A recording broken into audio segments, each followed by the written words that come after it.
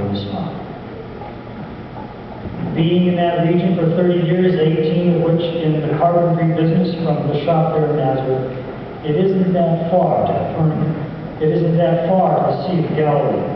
It's entirely possible, and I would suggest even likely, that Jesus knew a whole lot about Peter, James, and John, Andrew, and the others, even Matthew, before he called them. And it would seem to me just as likely that they had heard some reports about him as well.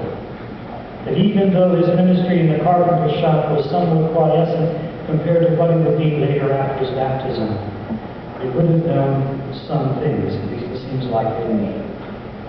And it's fascinating that only the family is concerned about any child of Nazareth.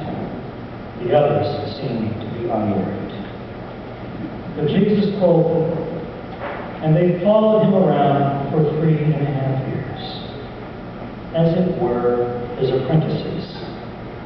And that last night, before he goes to the cross, there's a change in the dynamic. He tells them there, I have not called you servants, but I called you friends. And he explains that. Servants are kept in the dark by the master, but friends are given all the information he has. Jesus knew as he went to the cross that he had fulfilled his Father's plan. He wanted them to know that he had fulfilled his Father's plan, and that in fact, his Father had a plan for them as well. Jesus called people that he knew were willing to walk with him. And they did. They walked with him to their own martyrdom in most cases.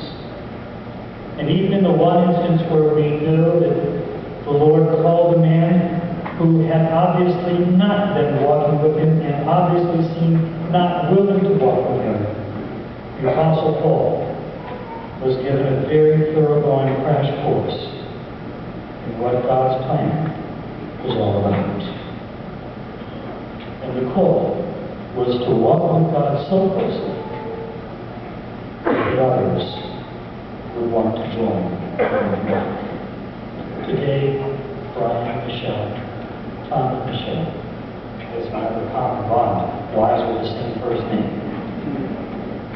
God has called you, and the church is recognizing that call.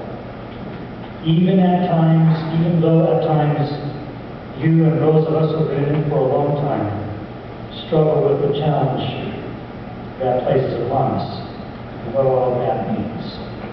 Your ordination does not convey upon you any new spiritual gift, nor does it convey any change in status before God of being saved by grace alone, through faith alone. Ordination does tell the world and the church of God's call to leadership. It's my privilege to be here today and to praise the Lord, because I want to go back to where I started.